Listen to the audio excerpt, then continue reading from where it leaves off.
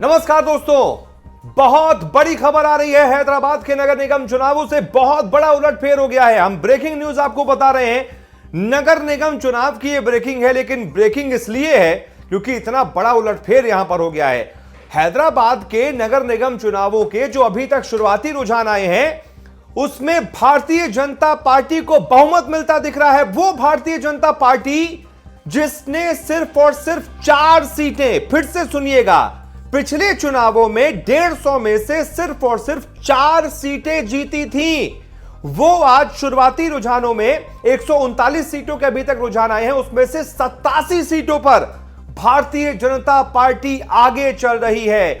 जी हां, यह बहुत बड़ा उलटफेर है। हैदराबाद के और आंध्र प्रदेश के, उधर दक्षिण के राज्यों के सियासी समीकरणों को देखते हुए, क्योंकि भारतीय जनता पार्टी यहां पर अपनी पैठ बनाना चाहती थी और इसीलिए एक नगर निगम चुनाव को इस तरीके से लड़ा गया, इतनी आक्रामकता से लड़ा गया कि वो नगर निगम चुनाव नहीं लग रहा था। वो ऐसा लग रहा था कि कोई विधानसभा या लोकसभा चुनाव है। प्रधानमंत्री नरेंद्र मोदी और रक्षा मंत्री राजनाथ सिंह को अगर छोड़ दें, सिर्फ इन दोनों को छोड़कर बीजेपी ने लगभग सभी को चुनाव प्रचार में झोंक दिया था। चाहे वो बीजेपी अध्यक्ष जेपी नड्डा हो, चाहे वो गृह मंत्री अमित शाह हो, यूपी के मुख्यमंत्री योगी आदित्यनाथ हो, या फिर स्मृति ईरानी हो, ऐसे तमाम केंद्रीय मंत्रियों को झोंक दिया था चुनाव प्रचार में और उसका असर भी देखने को मिल रहा है। यह बहुत बड़ी खबर है। ताजा जो रुझान आ रहे हैं वो मैं आपको बता देता हूं।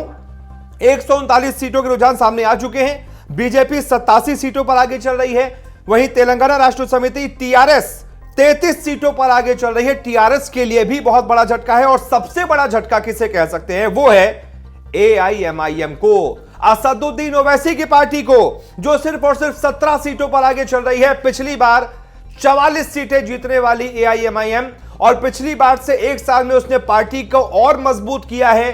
दूसरे राज्यों में भी सीटें जीती हैं, और लेकिन अपने ही नगर निगम चुनावों में आगे बढ़ने के बजाय 1/3 सीटें पीछे हो गई है। 44 सीटों से सीधा 17 सीटों पर अभी बढ़त मिल रही है। हालांकि अभी ये रुझान है, अभी ये सीटों में कन्वर्ट नहीं हुए, नतीजों में कन्वर्ट नहीं हुए, लेकिन फिर भी ये रुझान अपने आप में यह बताने के लिए काफी है कि भारतीय जनता पार्टी के लिए कितनी बड़ी यह जीत साबित हो सकती है अगर यही रुझान नतीजों में तब्दील हो जाते हैं, और फिर पूरी दक्षिण की सियासत के सारे समीकरण ध्वस्त हो जाएंगे और साथ ही साथ एआईएमआईएम का किला भी ध्वस्त होता अभी तो नजर आ रहा है।